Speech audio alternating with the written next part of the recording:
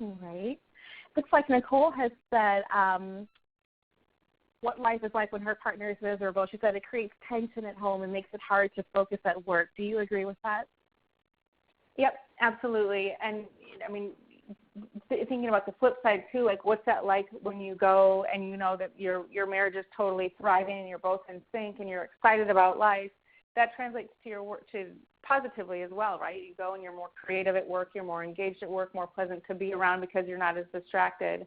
And so, Nicole, thank you for sharing that. I know that this is a personal topic that we're bringing into the business world, and I appreciate you kind of just acknowledging the impact that has, because this really is going to start to shift as we start to shed awareness on this dynamic. So thank you, Nicole. Sure. And I can say from personal experience, it does hamper creativity, especially with me being in such a creative role. It can be very hard to accomplish things once you're in a creative rut, for sure. So I can co-sign for that one, too. Yeah, absolutely. I think all creatives can kind of attest to that, because we get like we so respond to that energy, and so I experienced that firsthand, which is kind of the impetus and my inspiration as I was writing this program. So thank you for sharing. For sure. We have a couple of additional ones coming in. What about feeling guilty? Do you ever feel guilty? The inequity may cause guilt. Are you asking me? Yes. Yeah.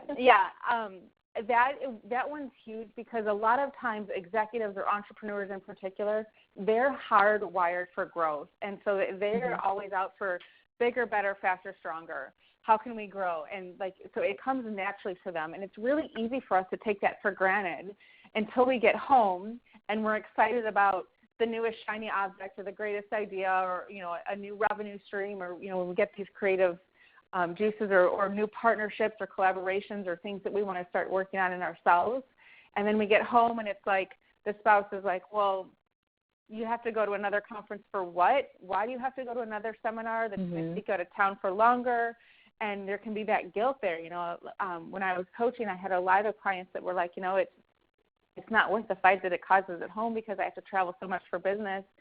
For me to go and say I need to take another couple of days a year to go travel to a seminar or a meeting or a conference, it creates too much tension, because the spouse may or may not understand the importance of going out and really growing and reaching the full potential that's hardwired in entrepreneurs. So that's where that guilt dynamic comes from.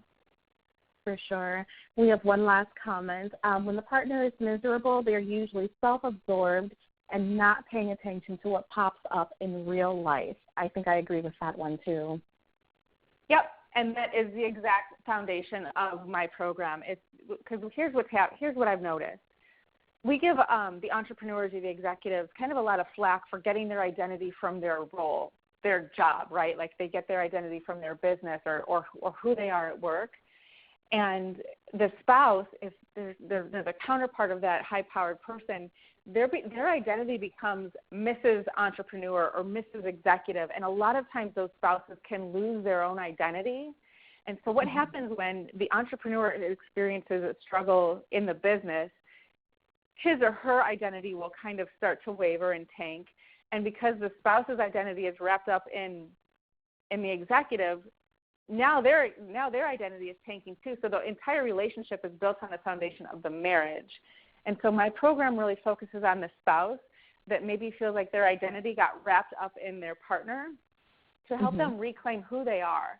Brene Brown has a great quote that as women, we would rather see our men die on their white horse than fall off of it, right? And so what that means is that we want our partner to be really strong, and when they falter, if we haven't done the work on ourselves, we're getting so much of our identity from them that we lose our own power, right? And so my program is designed to pour into the spouse so that the spouse is totally secure in who they are and what they bring to the table, independent of the spouse's role or the entrepreneur's role, so that they can hold the light in the entrepreneurial darkness. Because as executives and leaders, there are dark times, right? And putting the power back on the spouse to help them be a source of encouragement and support, rather than helping them feel letting them feel like the whole world is falling apart and their whole foundation has crumbled underneath them. Okay, great. Thanks, everyone, for your participation. Can I go ahead and advance this now, Lauren? Sure, go ahead. Okay, and so these are some of their points that that I hear when I'm working with spouses that are really, or when I'm working with entrepreneurs that are really geared towards growth, and when that marital dynamic is off.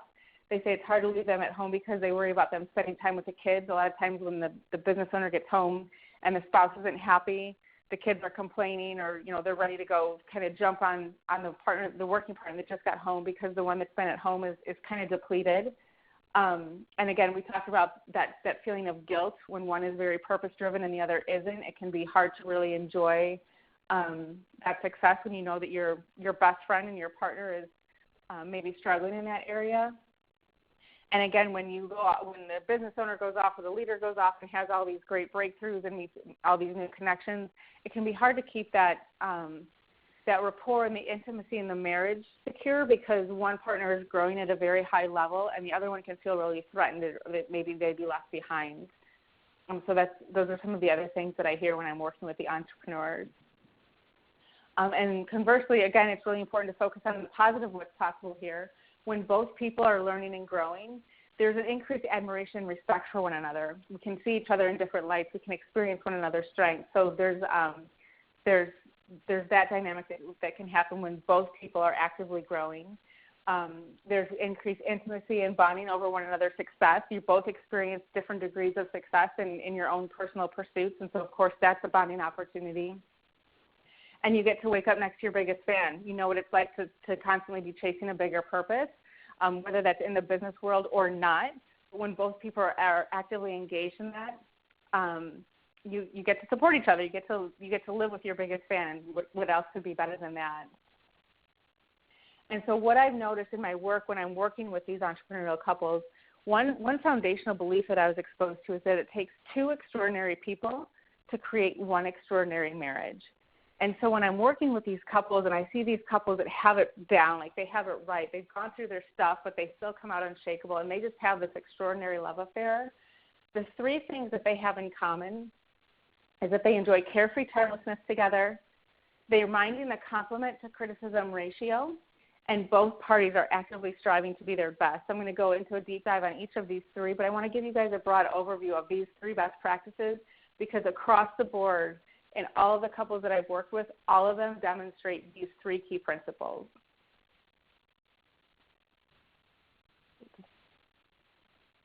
So we're going to go ahead and take a poll here, and this is relating to carefree timelessness. And carefree timelessness is when you lose track of time and you're not worried about anything. And as business owners, how often can we relate to that, where we're away from work and we're not worried about anything?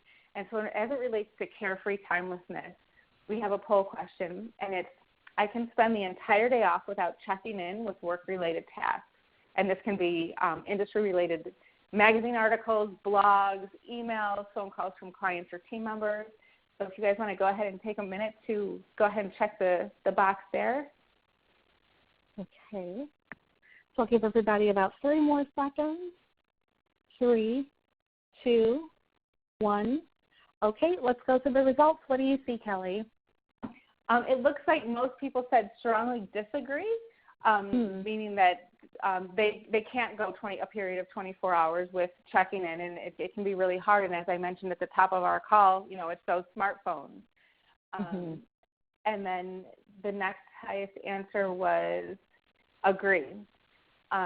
So with over 50% on the strongly disagree side of the section, this is a huge thing, right? And so given what I just said, what could be the best strategy that we could have if we were going to be spending the day with our spouse?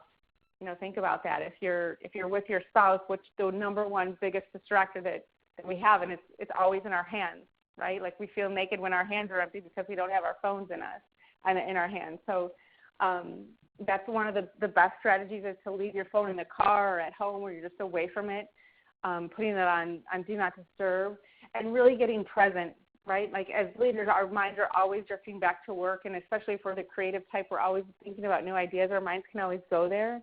But there's a way to train that and get present to your spouse.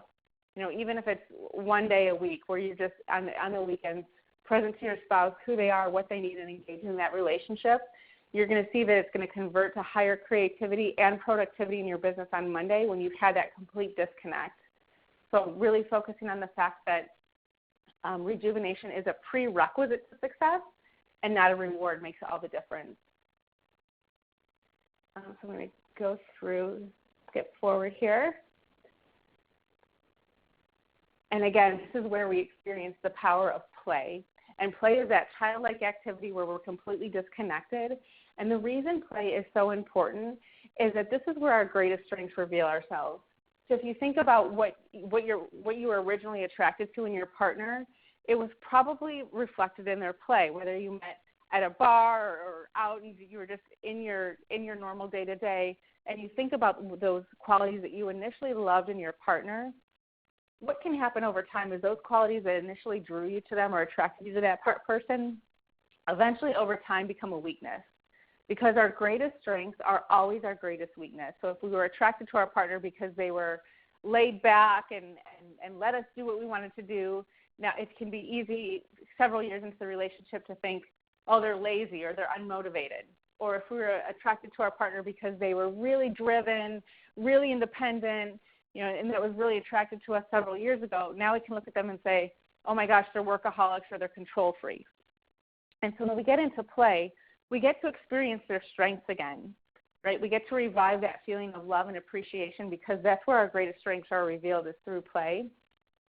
And again, keeping in mind that this recreation, this renewal is absolutely necessary for success. I took 2 weeks off this summer to travel with my kids, and my first day back to work, I had to fly to a presentation in Vegas, and I was walking through the airport. I was at the kiosk, and I was checking in for my flight, completely minding my own business, and I hear this booming voice through the concourse check-in area. It said, "Princess, you light up this entire concourse." And I was like, geez. And I looked up, and he was talking to me. And I was going to present. I felt amazing, but I didn't feel like I was doing anything different. But that stuff translates. When you have time to disconnect, it 100% guaranteed will translate into productivity and creativity at work. So keeping that in mind as well. And that brings us to our next strategy, which is minding the compliment to criticism ratio. And of course, we want our compliments to outweigh our criticism in marriage. And really, this is your greatest leverage point. If you don't take away anything else from today's conversation, understanding how the power of praise will transform your relationship makes all the difference. And so that brings us to our next poll question. You know the highest compliment your spouse wants to hear. Yes or no?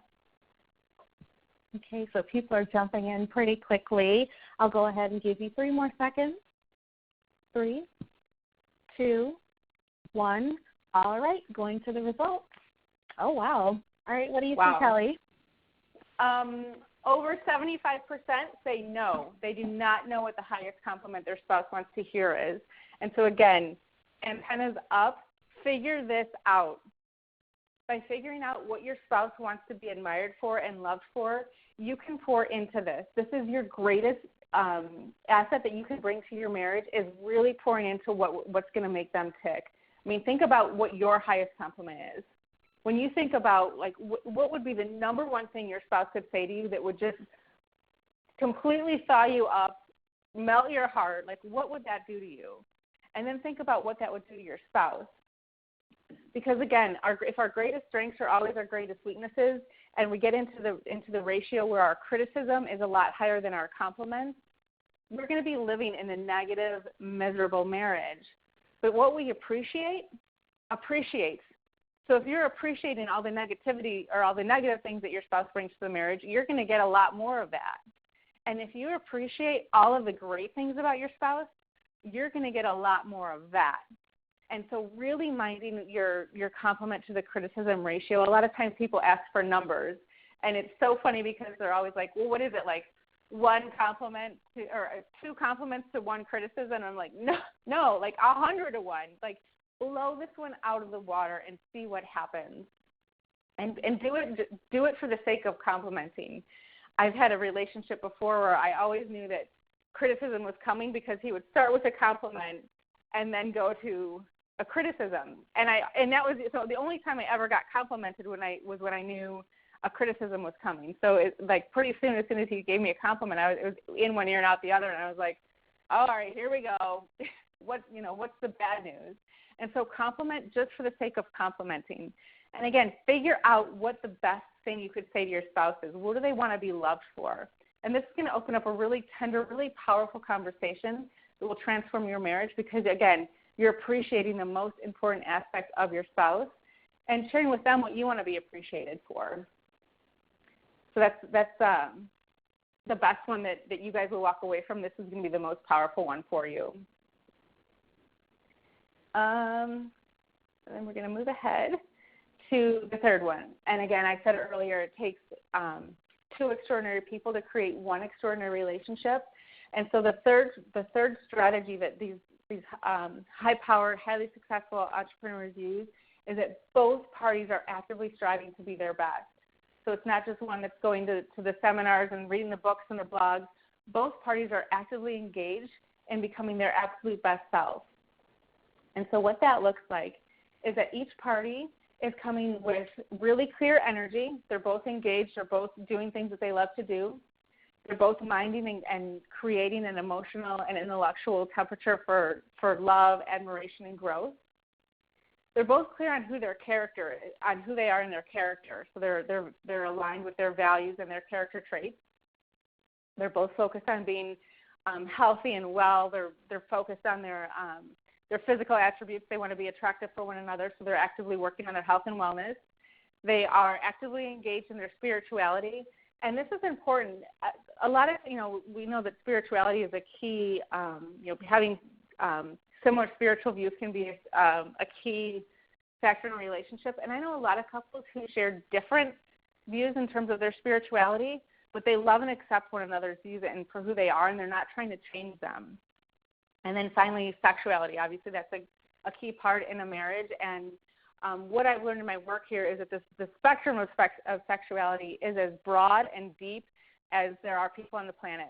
So 100%, I've learned that there's something for everyone. And what I really want you guys to pay attention to when we look at these 6 areas, each party is clear on who they are in these areas, and they're showing up to the relationship with that clarity and that confidence.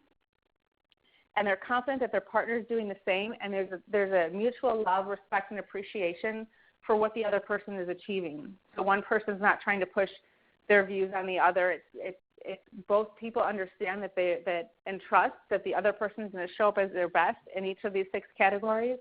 And this is where the magic really happens, when each person is clear on these 6 categories and they're actively working towards that. And so I'm going to put the spotlight back on you guys, and that brings us to our next poll question, which is, when you think of those 6 areas, what's the area that's hardest for you to reach your potential? This is kind of the area where you always feel the biggest struggle or maybe experience the most setbacks. And is it in your energy, your emotions, and your intellect, your character, health and wellness, spirituality, or sexuality? All right. We'll give you a couple of minutes to mull over these options. Pick the best area that you would like to improve. And we'll close the poll in 3 seconds. 2, 1. All right. Going over to the results, Kelly. What do you see on your end? It looks like 57% is in energy. And so what that tells me is that people are spending too much time doing things they don't like doing. So you're spending your time on activities or with people that do not charge your batteries.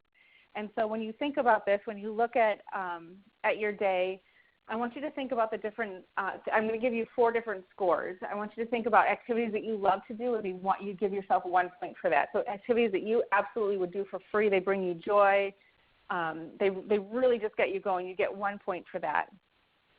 Activities that you enjoy doing, you can do them with very little stress and effort. They don't necessarily rev you up, but you don't mind doing them. You get 2 points for those.